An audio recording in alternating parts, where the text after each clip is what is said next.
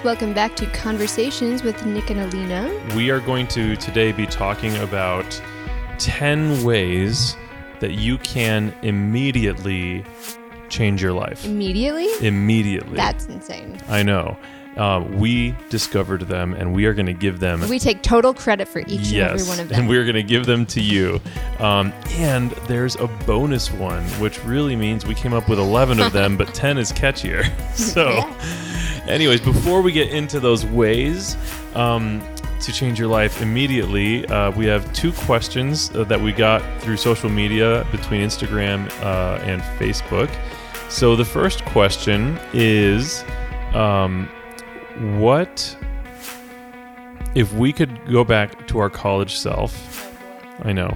As soon as you hear that beginning of the sentence, it's like, if you could go back to your college self, what would you tell your college self?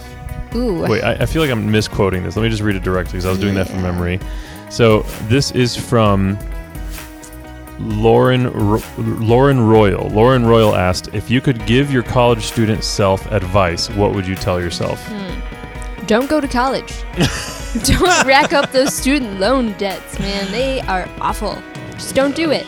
Really think before you sign that paper saying you're going to take on that loan, because it's going to bite you in the butt. At least it did for me. Because I'm not even using my degree, so that's just great. But yeah, there's something to that. I think piggybacking off of that, mine would be don't make long-term decisions for your life based on the people around you's opinions, the opinions of those around you, rather than or their expectations for you, even if they're well-intentioned, rather than asking God what He has planned for your life.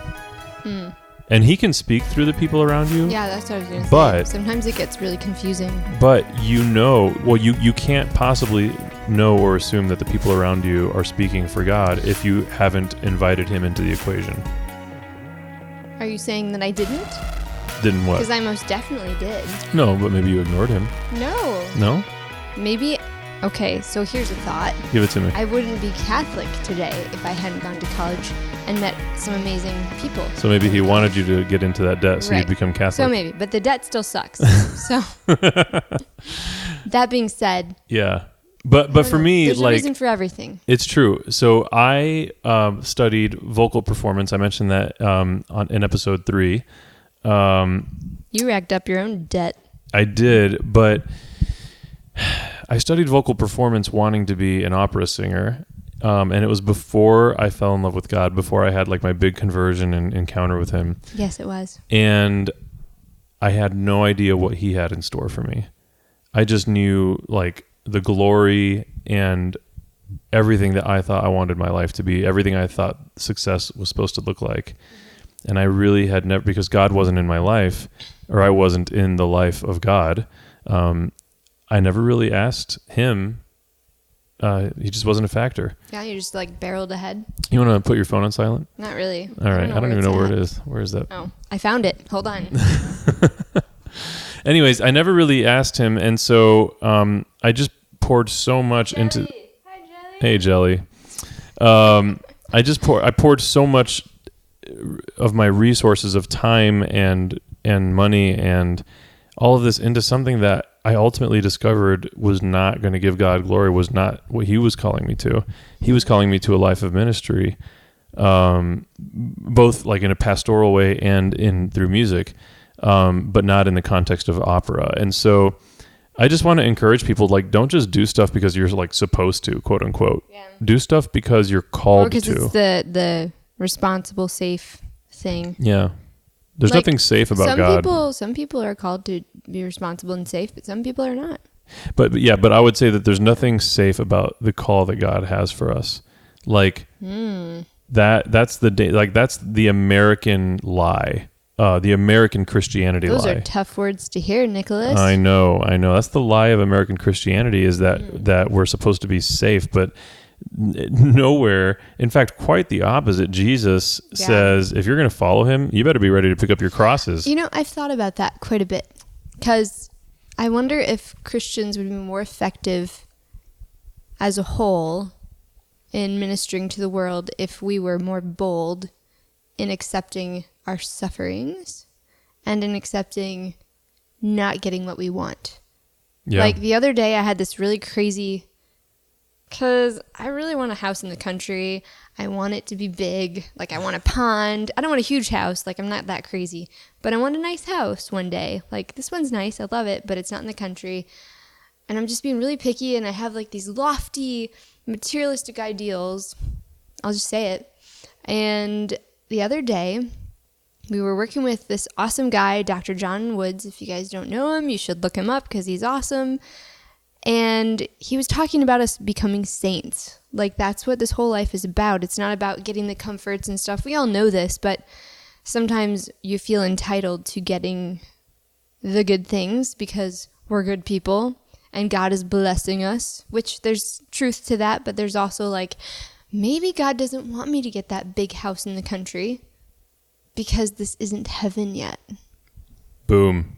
And maybe to be an effective minister and missionary in this world, I won't be able to have the money or anything to afford that kind of house, which is fine because I will find fulfillment doing his will. Does that make sense? Oh, 100%. Like Okay. we will be the happiest and the most fulfilled when we are doing God's will for our lives, when we are following the plan that he designed us for. That's getting into our points. Oh, holy moly. Let's Don't do let's that. not do Okay, that. what's the next question? So All right. did that answer her question? Yeah, so ultimately thesis, Oh, okay.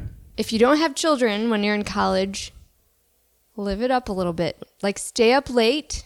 In a Christian I mean, way. don't be like, yeah, drugs, yeah, alcohol, woo, all the time. No, we don't don't do that. endorse those things here. But like have fun. Go on a trip with your girlfriends. Like do fun things, because when you have kids, you're kind of stuck a little more. Not that you can't do those fun things, but do fun things, like live. Where do you feel like that's coming from for you to say that right now? Because I was such a worrywart, and I was so afraid of investing in people back then. Like now I'm much less afraid because I think it comes with age. I'm old. Anyway, my birthday's this month. Yeah. So I'm going through an existential crisis. Anyway, You gonna be okay? I'm okay now, I think. So what was I saying? Just not like living it up and being Yeah, adventurous. not living it up like an idiot, but living up like going to a mountain and climbing it or something. Not, I mean, if that's your thing, it's not my thing. But kayaking. Every summer, I think I'm going to go kayaking, but I end up being like pregnant or nursing, so I can't do it. But when you're young, you can do it. That's so some just real do talk. It. Just do it. Yeah, just do it. So, yeah, I love it. Okay, some so good stuff. that's our answer to that. That's our I answer. hope it helps you. Don't do stuff just because you're supposed to. Yeah. All But right. work hard. Work hard. Oh, work super hard. None of that weird millennial laziness. I'm just kidding. We're millennials for now. I don't know how long that's going to last. Shut up. Maybe we always will be. Like, Yeah, I is think our that's our generation, like, generation, eventually 70-year-olds are going to be millennials? That's weird. Funny. Anyways, so then the second question that we're going to answer today, this is one from Athena. Hey, Athena. What up, girl? Getsy. Athena, She's so cool. She is a youth minister and a mom. yep. She's killing it. Like, She she's is. doing really cool things She's for the killing the Lord. game. She's doing it. You go, girl. So Athena wants to know, and I don't even know how to ask this with a straight face. She literally said, "Why are y'all so hot?" That is absurd. And I just responded, "OMG, haha." And she goes, "I expect an answer in your podcast, or I'll never listen again." Oh, boy. So, Alina, your response first.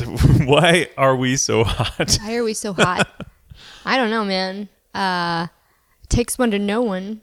'Cause Athena's a good hottie. Answer, good answer. Yeah. She's pretty fine. Mm-hmm. I don't know.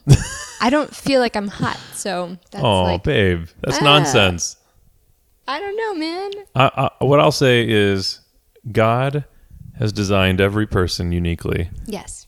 and there is beauty and a little piece of divinity, a little piece of himself that he is revealing through each person. And I think God reveals his divinity through your jawline. oh, thanks, babe. Because I think it's amazing. Thank you. Yeah. Oh, and your forearms. I really You like my forearms? Yeah, for some reason I really like them. Anyway, there you go. Well, there's some God for you. Is that sufficient? There it is, Athena. I hope that I have no idea how else we can deal with that one. Okay. All right, let's go back to our topic at hand. 10 ways with a bonus to immediately change your life. Immediately. You can do it today. All You right. just have to be really conscientious of it. Babe, hit us with number 1. Okay, number 1. Realize you're going to die one day. And it's okay. Man, that smarts a little bit. Like it's okay to know that you're going to die. Why? I don't know.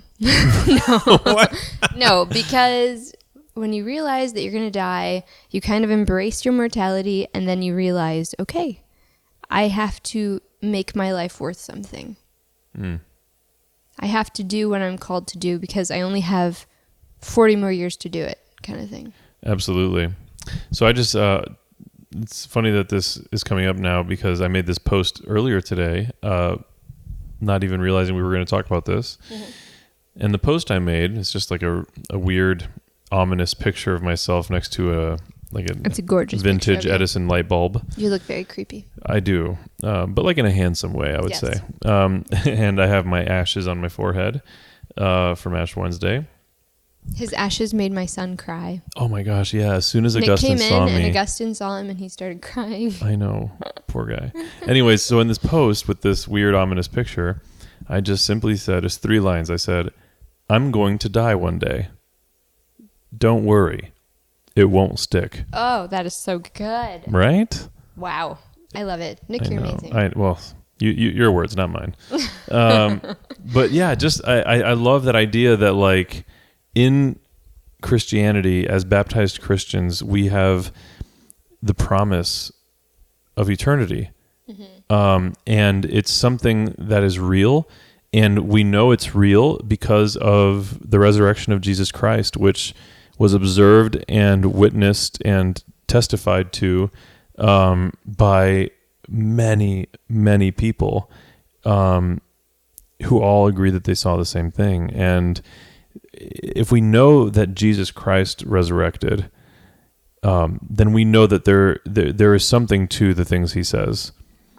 And when he says in the Gospel of John chapter 6 that on the last day all of the dead will rise.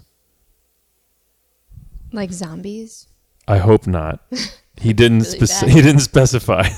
What if the end, because like the Jews never expected Jesus to be the Messiah because they had interpreted it this highfalutin way. Right. What if the end is like some bio warfare? Yeah. And then zombies come? And then every corpse ever Yeah. rises on the last day. What if that's like the and actual become end? zombies? No. Okay. Okay. None of that's the case. Anyway. All right. So now, why though? Why is that something that can change my life immediately? I already told you. Why? Remind me.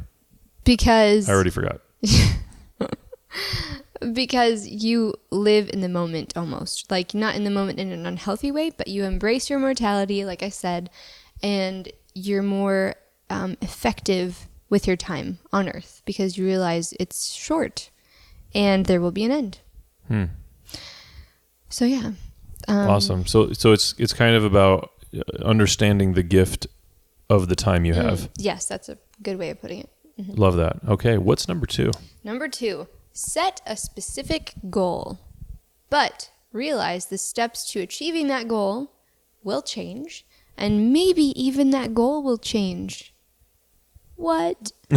What? But that's okay too. Every day, a step forward is a step further from the old you into the new you. Love it. Yeah. That's some good stuff. Mm-hmm. Yeah. So why is that something that can change your life?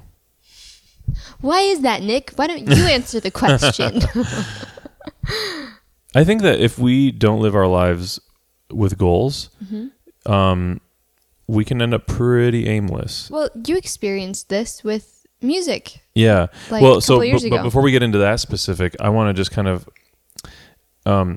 use like the analogy of if you get in the car without knowing where you're going to drive to, and you turn the car on, you'd be theoretically pretty paralyzed, like even to the point of not being able to pull the car out of the driveway because you have no idea why you're in the car. Or you just be going and then drive yourself into an ocean if you or can get something. yourself out of the driveway, if you can get past that paralysis of not knowing why you're in the car. And the reason I want to pause in that moment is because there are people that in their life, they don't know why they're alive. They don't understand why they're here. That's such a true point. And I think that can lead to pretty severe depression. It can lead to suicide. And if we're in that position where we're sitting in this car and we have no idea why we're in this car, what the purpose is of the car, like we won't even get out of the driveway. Yeah. If we get beyond that and we realize, okay, my life, there's a reason for it, but I don't know what it is. That's like you're getting out of the driveway with a car, and you have your foot on the pedal and you're starting to go somewhere, but you really have no idea where. And so you're not going to be able to actually get there because you're going to every turn you make is essentially the wrong turn because you have no idea what the right direction is. It could be the right one, but you accidentally. And you'd have to be really dang lucky to end up in the right place with that situation. I mean, yeah. There are so many turns. There are so many roads. Yeah. I mean, we live in a pretty small town. There's a lot of roads here. But they pretty much all lead to a cornfield, so you're safe. Well, if you're destined for a cornfield, you're good. Yeah. But anyways, like that's why I think that is important. So, if you're wrestling with like an existential question of like, what am I here for? Honestly, ask God, because nobody knows better than the person that designed you what he designed you for. But if you're wrestling with like not feeling like you can hear his voice in that question, just pick something. Like literally pick a goal. Decide I'm going to. You're touching on one of our other points. Okay, I'm going to stop there then. Yeah, because hold that thought. Hold that thought. All right. What's number 3? The very next one. What is the third way to change my life the third immediately? Way is exactly what you're saying. All right. So listen to your heart. Listen to God, the Holy Spirit. Listen to your inner longings that he created in you. And it's your truest self trying to come out. Like it's trying to communicate what you're meant to be on this earth. And if you keep pressing it down and avoiding hearing it, like you said, it causes depression, malaise, obesity, and all manner of terrible things, So, then slowly, gradually, and actually, this is part of your sister's book. Your voice starts to fade and fade until you barely can hear it anymore. Your inner voice that's telling you, do this, be a singer, be like a teacher, be brave enough to do those things because that's in your heart. So that's a good place to start, is figuring out what stirs your heartstrings. That's not a saying. I mean, it can be. It can be. From now on. That's actually really scary. I don't even understand what it would mean, but I'm so down with it. But yeah, so that's kind of exactly what you were saying. Yeah, absolutely. Should we do number 4? Let's do you want to stay on that one? How did you feel when you had no direction? Because I know you struggled with that a lot. Man, I experienced severe depression, and I didn't really know what the point was to continue to live. That hit you really hard in high school, didn't it? Yeah, I would say in high school. Yeah, I think that, I resonate with that because I've been there. And then when I thought that I had a sense of direction, it wasn't until I really encountered God that I came to understand how empty that sense of direction was. So your inner longing was to be a musician. Right. But I was manifesting it right. the wrong way. Interesting. So you really, like I was saying in the other step, you have to be aware of how your goal is morphing and how the steps are changing. Yeah. Because he might give you nuggets along the way that will change things. Mm-hmm. And if it weren't for the many, many things that I learned in the midst of pursuing that, I wouldn't be the musician for God that I Yeah. am today. This is true. Yeah. So Yeah. nothing is wasted. No, everything has a purpose. Even if you find yourself shifting gears, changing course. Even if you're like 60 years old and you're like, Yeah. I feel like I don't know what I'm doing. Absolutely. Yep. There's a reason for everything. So Alina, let me ask you, it's kind of a left Ooh. field question here. Yeah. What is the fourth way to change your life Oh, that was immediately? so random. I did not see that I coming. know. I'm Number sorry. 4. It's a little unfair to you. Yeah, it's okay. I think I know what I'm going to say. Don't live in past sufferings. Ooh. I think that our culture loves to dwell on hurts and people that have wronged you and things that you regret. Don't allow that to stop you from changing. Wow. Okay. So, and then another thing, don't allow past or present authority figures to dictate your potential. You are in charge of you. Not your mom, not your dad, not your grandpa, not your grandma, not your disease, not the person that was really horrible to you. They can't control you. They Yeah. can't control your fate. This kind of ties into number 8, but Don't go skipping around. I But- can't handle that. all right, I'm sorry, but Oh, yes. it does tie in. But I think that We can address it. Let's do it. No. It's Let's all go right. crazy. Let's Okay. do it. All right. But because I think that number 4 does stand on its own in some Yes. ways. So I think that I want to just kind of keep unpacking what you said there about the voices of other people, because we all are constantly being programmed by our surroundings and by the things that people tell us about ourselves. And Like teachers. mm-hmm. I know they can be real turds once in a while. Parents for sure, even well-intentioned parents. I mean, whether you're programming for the good or for the bad, you're programming. I know I've said things to my kids and I'm like, well, that's going to be something they have to heal from. Well-intentioned as it may be. I mean, I remember I was giving a talk at I was a part of leading a retreat for a parish, a church staff, and I can't even believe this story. This woman, because I was actually talking on this issue, and afterwards she raises her hand and she says, "My parents loved me so much. They were so good to me and my siblings. They were so good and they loved me so much. But they always told me that I was stupid and I wouldn't amount to anything." Oh my gosh, that's so sad. And I'm just standing there. I literally didn't know how to respond. I was like, "And you consider that to be good parenting?" Because it's I don't even know if I can call that codependency or what that is, but like to be so blind to the dysfunction and the emotional abuse, psychological abuse. And so I use that example because, and it wasn't even that long ago, but I use that example because we are likely oblivious to the damage that has been done to our hearts and minds by the things that people have said. Yeah, those kids on the school bus, man. Dude, they were horrible to me. It was so sad. Really? Like the old me. But I've risen above it. Yeah, you have. Yeah. Because Yeah. now I know how to deal with people like Right. that. So let's transition to what would have been number 8. Now Yes. let's make that number 6. Yes. Don't live in a victim mentality. Right. You'll grow resentful and bitter and make the world a worse place. I can't take credit for that. That's Jordan Peterson. Like, he's all about making the world a better place Yeah. with what you've been given. Even if it's just making your bed in the morning, which I can't say it. It's number 7. No, you're skipping around. You were yelling at me about that a second Sorry, ago. I failed. Wow. Yeah, but we can carry with us the pain of what we feel has happened to us, the ways in which we've been wronged, and that can literally become the lens through which we see everything. And that is awful because you'll never be able to move past that unless you choose to.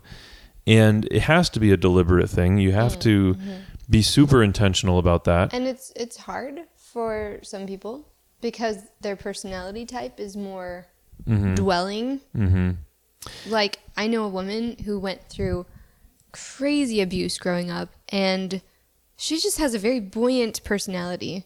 And you would never know that she was abused. Like, she's chosen to be positive, and her personality helps that as well. But every day she chooses to not let it bother her. You know, she wants to help people with her pain. Like, she wants to help other women who have gone through abuse. And I think that's so beautiful. Like, it's so cool. I agree. Yeah. And I think making it something that you identify, like your identity is wrapped up into something negative that happened to you. We all have a responsibility to not waste our lives in that. Like, no matter what has happened to you, you can choose to let that destroy your life, or you can choose to take control and be the one who decides, no, I'm not going to let that destroy my life. And it's not easy. It could be like a simple thing of, I'm going to get out of bed today. Yeah. I'm not going to let my past keep me down another day. So it could be as simple as just getting out of bed. Yeah, I love that. Yeah. So it doesn't have to be a grandiose thing like, I'm going to save the children of Africa, you know, all this stuff. I mean, that's noble if you yes, want to do that. But you may not be called to that. Everyone has Right. a different calling, and they're all just as important. Absolutely. So, Alina, what's the seventh way of changing your life immediately? start a gratitude journal. Ooh, okay. All right. I hear you. Keep going. Yeah. So I like to, and I'm not perfect at this, but I like to write at least 3 things down at night in my little gratitude journal. It's got a little bird on it. It's really cute. Adorable. I know. And or a good memory, so that when I'm sad, I can look back and say, this is what it's all about. Like, these are the good things. I will not let the bad things overcome me. So it's gratitude journal. And it helps you just to be positive. Like, we're surrounded by so much negativity Yeah. that it's important. It's vital that we try to be grateful, because we lose sight of it so easily. Yeah, absolutely. And I think that I was just stricken with this question of, so how is it that this can change your life immediately? Not just change your life in general, but how is this something that can change your life immediately? And it occurred to me, like, what we teach our kids all the time, and I think what is kind of just true across the board, that love is a choice, right? And so in a similar way, our attitudes can be a choice if we choose to be in control of them. You know, like when we tell our kids, like, you can choose to have a good attitude or choose to have a bad attitude. And I think about this idea of the gratitude journal as a very deliberate choice to right now redirect the course of my soul, and I'm not going to allow myself to be a victim. I'm instead going to choose to be grateful. Of what? I don't know, but it's a deliberate choice to have a certain perspective on life in this very moment. Yeah, that's awesome. So that's why it's immediate. All right, so number 8, you kind of hinted at this a second ago. Jordan Peterson. Jordan Peterson. And I gave up What a baller. cussing for Lent. Jordan, I know you're watching, buddy. Listen, I know that I gave you this idea, but we'll give you credit. Go on. Let's hear Can't it. say it. You got to say the line. Because I can't cuss Man, for are we even Lent, allowed to? I so- think that we're listed as a clean podcast on iTunes. Well, we're going to go for it. It's a quote. See if we get flagged. And we're quoting Jordan Peterson here. It's his fault. If this offends your pure, innocent Christian ears, then I'm sorry. Make your damn bed. Yes. Make your bed. No. It's make your damn bed. I'm not going to say it. Take responsibility on without shriveling back in fear. Yeah. And it could start with something as simple as making your bed, which I'm trying to make my kids do it, and I'm trying to do it too. Yeah. It's like hard, but even the littlest thing, it just gets you going, like embracing the responsibility. Well, and I think that Jordan, when he talks about making your bed, it specifically is in the context of kind of this social phenomenon right now where everybody gets so riled up about every little thing and wants to save the world and change everything, change the system. And Jordan is just kind of proposing all of these largely millennial people, but anybody that's in this category that's like, I have the answer that can change the world. It's like, how can you propose to know how to change such a systematically challenging and complicated situation in any socio-political topic, when you can't even organize your own room. Like, how can you be trusted to have the answer for society when your own room is a mess? Right. And so that's why Jordan, I think that's why he uses the word damn there, is because there's almost a level of annoyance that he has with just how presumptuous I love him. these people are. And I say these people, I mean, it's us. It's any time that I think I know better than and I allow again that to be like, it almost becomes another victim mentality, because it's like, if only someone would listen to me. Well, and another point he makes with this is that our generation and just humanity in general, we all shy away from responsibility. And when we start to embrace that responsibility, we can do great things. That's awesome. Yeah. So. Absolutely. Okay, so what would this be now? Number 9. Wait, we forgot one. Did we? Oh, how did that happen? We Face skipped one fear. altogether. Well, this works out good, actually. All right, let's hear it. So, number whatever we're on. Why are we so bad at counting? It got the past same 4. thing We happened can't in do the it. other episodes. I know. Okay, so face fear with perseverance. So the same thing with responsibility, but this is fear as well.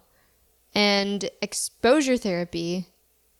Do you guys know what that is? No, break that down for us. Okay, so exposure therapy is for like an OCD person that's afraid to get on the elevator. You have seen What About Bob, right? It's hilarious. It's a hilarious movie. What About Bob? It is. This guy has Tourette's, severe OCD. Is that Bill Murray? Yeah, Is that- Bill okay. Murray. He's in it. And he's afraid to go anywhere because of the germs and stuff, and he might explode and have a heart attack or whatever. So the doctor says, baby steps. Baby steps to the elevator, baby steps out the door. Yeah. And he's like doing this because he's exposing himself to the things that terrify him. And gradually you'll see him in the movie like becoming fine with things. Right. Yeah. It's really funny. It is really funny. So for me, a lot of my fear was social. And I think exposing myself to more social situations gave me practice and confidence in speaking with people. Granted, now that I've had children and I'm home all the time, I've kind of gone backwards a little bit.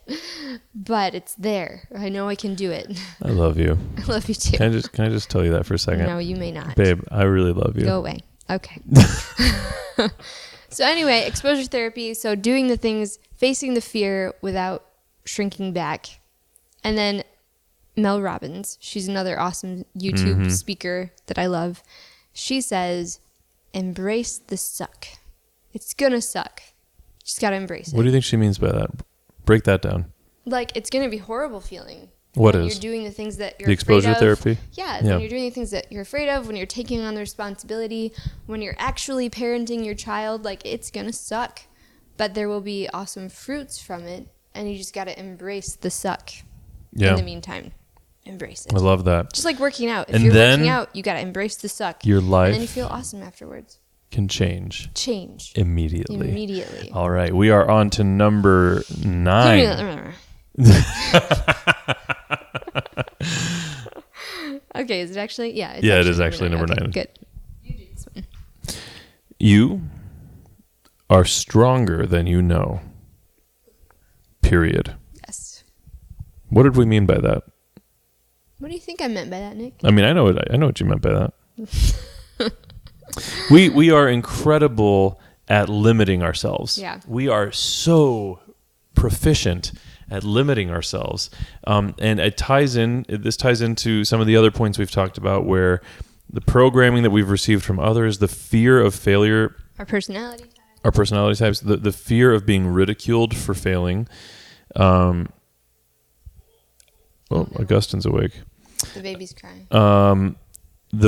So don't limit yourself. That's the bottom line. Like, if there's something that's on your heart and there's a fire in your heart to do something, if God has put that there, you can do it.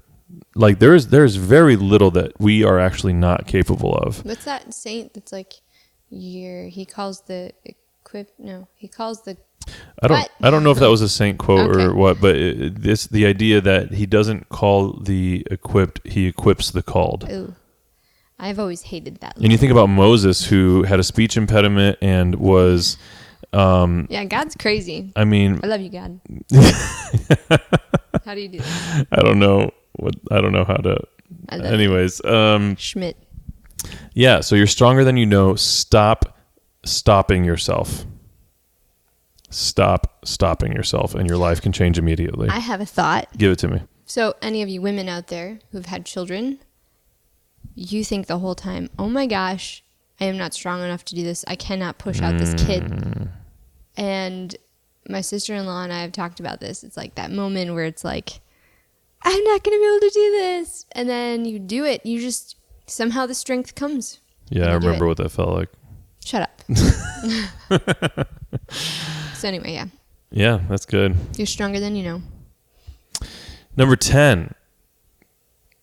You want to do it or me? Me? You Oh, do it. Okay. Get healthy. Simple. Help your body and your mind function to its fullest. Give it a head start in doing the things that need to change. Even if it's just doing Zumba. After I had my kids, I did not feel like going anywhere. So I just did Zumba in my living room, and it was so much fun. I did it on YouTube. I looked like an absolute idiot. No way. You were beautiful. It was insane. I'm a bad dancer. So I will never do Zumba in public. But so with the getting healthy, like Zumba's not the only answer, to be No, clear. it is the only one. Nope. I think that there are some. So I'm actually on the ketogenic diet, and Yay, it's so much fun. yeah, it is. I love it. But what I've noticed in adapting my life to it for the last 3 months, I've been doing it 3.5 months. I hear so often people say, "Oh, if I would cut out sweets, but I can't cut out sweets." Or, "Oh, I would cut sugar out of my coffee, but I can't have coffee without my sugar." I tried to can, but I can't. I tried to can, but I can't. That's a SNL reference there. But anyways, my point is that we contrive these absurd limitations on ourselves that are just baseless. What about your sock problem, Nick? Is that relevant to this? No, this is about getting healthy. Yeah, getting healthy. So Oh, I see your the issue connection. with working out Yeah, used to yeah. be, Well, specifically I don't have running. socks. So I came don't up have with socks. so I actually really enjoy running, but what? I do. But I have run into this incredible barrier when I start to get into the rhythm of incorporating it in my life. And it's so stupid, but it happens every Why is it so freaking stupid, Nick? time. Why? And I will literally, even if my schedule's clear, even if I have the time to do it and then take a shower, I will literally not go for a run out of a concern about not having enough clean socks. And literally that will keep me from going for a run, and then it will completely derail the progress that I was making. And so it's frustrating because I know that I would be healthier if I didn't allow that stupid limitation to happen. Right. So what is your sock? What are your socks? What is it? Everyone's got Let it. us know. Everyone's got it. But I don't want to lose sight, though, that dietarily, like, we are capable of way more than we realize in terms of what we can do without. Mm-hmm. You probably don't need that 5th slice of cheesecake. And to be clear, if your issue is that you're having 5 slices of cheesecake, send us a message because I feel like we need to pray over you. But anyways, let's move on. All right. So this is the bonus. The big bonus. Everyone's been The waiting for it. Bonus. Everybody's on the edge of their Woo! seats. Oh my gosh, I'm so excited. Fear. Is that it? Fear. So, fear can be bad, but it can also be good. Did you know that, Nick? No. It can be good. What do you mean? So, for example, the first time you're riding your bike without training wheels, you have that exhilaration mixed with fear, mixed with, I want to do this all the time even though my knees are bleeding. Okay. Like, fear means you're on the right track. That kind of fear. It's like excited fear. Yeah. Like you're living on the edge because you're doing what you're meant to do. Wow. Interesting, huh? Yeah. So it's like exhilaration. It's endorphins. It's scary. Yeah. But it's also like exciting. So turn this into an action item. How can we apply this as something that will change our lives immediately? So you can gauge your goals by saying like, okay, I'm really terrified of this, but it also brings me great joy. Like singing in front of people can be terrifying, but it can be also joy-filled, you know? Absolutely. So you know you're meant to do it. First of all, if you actually have the talent of singing in front of people. Right? Yeah. Oh, yeah. You're like staring at me. Sorry, I didn't know your sentence was done. No, yeah. So, I mean, for me, when I think about fear and applying it to changing my life immediately, just if you're drawn to do something and you're afraid of doing it, just choose to do it. Choose. Unless it's a sin. Right. Yeah, don't do something stupid. Like, I'm fearful of my wife catching me cheating, but I'm going to do it because it's fun and exhilarating. Yeah, that's stupid. No, don't do that. Don't do that. That's being an idiot. You know, what's wrong with you? We got to pray over you after the cheesecake guy. Or girl. I don't want to be sexist about my cheesecake issues. Okay. But anyways, yeah. So to me, though, it's like, actually, these wristbands that we made with this quote from St. Augustine, fear is the enemy of love. These wristbands are gorgeous. I love these wristbands. And then on the opposite side of it, it has a Trinity knot. Yeah. Because why should we be afraid? I think I might get a tattoo of the Trinity knot. You think so? Right here. I don't know. I can't decide. Well, let's talk about your tattoo. Okay. Some other time. Yes. Sorry. Right now, this fear is the enemy of love. I mean, St. Augustine, what a great insight. Because love is the ultimate goal, right? Why do we do anything that we do? We want to be loved. And we want to love others. Love is the pinnacle of the human experience. Like we feel it sensationally in the marital embrace. We feel it in our hearts when someone does something very loving for us or expresses love to us. We also can experience in a pretty tangible way love when we are making ourselves a gift to someone else through service, or any of the corporal works of mercy or even spiritual. You feel loved when you buy me things? Yeah. Wait, do I feel loved when I buy you things? Yeah. I'm gonna have to think about that one. Something's off about that. But anyways, yeah. So if love is like what everything is pointing to, and it is, to be clear, let's be clear about that. Love is what everything is pointing to. What is heaven but eternal love, blissful and ecstatic love. But what can keep us from greatness? What can keep us from that love? Fear. Fear will keep us from that love. Yeah. Fear of not being good enough, fear of failing, fear of being ridiculed. I mean, even like this guy at Home Depot. Did I talk about this the other day on the podcast? I don't remember. I don't think it was on the podcast. I was talking to someone about it.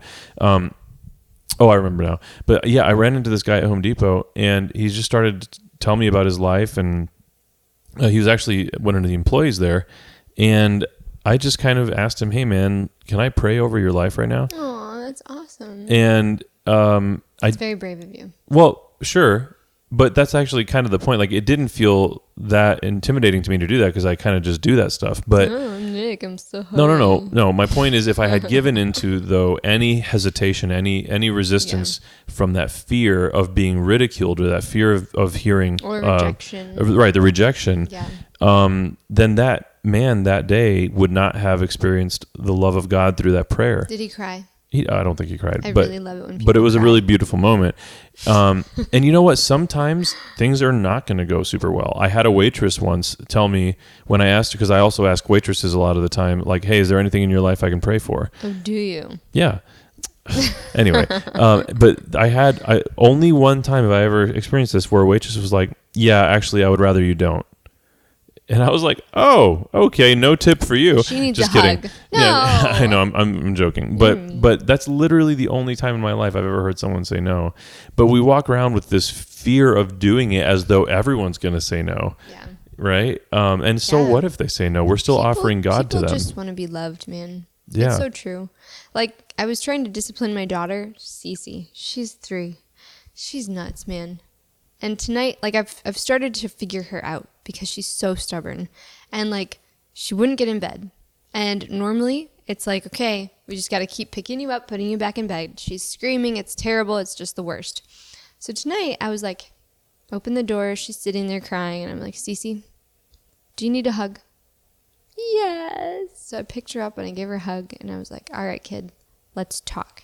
So I gave her a hug. We were hugging and talking, and she went to bed on her own. Like, she literally walked herself into her bed. She just needs love. That's awesome. They all just need love. Yeah. Everybody.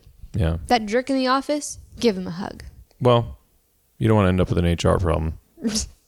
Yeah, don't do that. Like a metaphorical hug. Like a pat on the back. Or like a hug in the air without touching. Just be like awkwardly surrounding them with your arms, but not actually making any contact. Yeah, I don't know. That'd be weird. Yeah, that would be weird. So anyway. So we did it. We did it. So we that gave is... you 10/11. No, ways to 10 and change a your bonus. life. 10 We gave and you a guys bonus. a bonus. 10 and a You're bonus. welcome. Yeah. Go change your lives. Do it. You can do it. Do it immediately. Right now. Like, seriously, why? Why waste another day? Why waste another moment? And I think we're going to post these so that everybody can read them. Are we? Yes, we're going to. We're going to make it a post of some sort so that people can actually read it. All right. And follow these step by step. Yeah. So actually, if you're listening to this during the season of Lent of 2019, we are actually, aside from these podcasts and the music that we make, we're also pushing out to our mailing list a new reflection every single day. Just a written reflection to kind of guide you through the season of Lent and add that to whatever journey God has you on during Lent.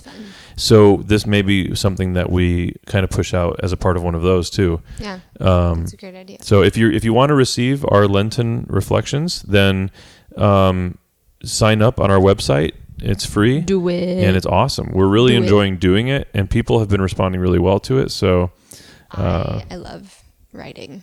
So it's fun to get back into it and have a reason. Yeah. And I think the other cool thing about it... College killed my writing spirit. Oh my gosh. Thank you, college. Hate you. I think the other cool thing about it is getting to like switch on and off. Like we're taking turns writing these reflections, and so people are kind of getting different perspectives and writing styles every day, and it's not stagnant in that way. It's pretty cool. So are you saying my writing style is stagnant? No. I'm just saying that we're keeping them guessing. Wow. That's all I'm saying. Wow. All right. Anyways, I love you so much. I love you too. And you. We love you. The listener or viewer. Yes. We love you very much. Mm-hmm. And Jesus loves you. Yeah. Don't let fear get in the way of love. Yeah. Fear is the enemy of love. We should write a song. We should write a I song. feel like every podcast, it's like, there's a song. There's another one. Let's do it. Oh, man. All right. Well, this has been awesome.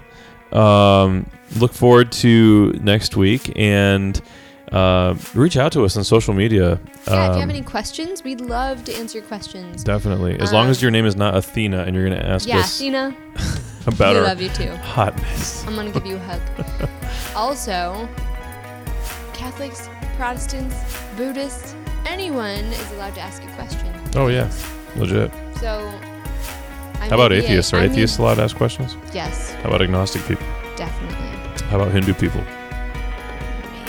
Maybe. Yeah. How about Jehovah's Witnesses? Yes. Just don't come knocking on my door. You'll wake up my babies. Is that what you're going to tell Jesus when Jesus knocks on your door?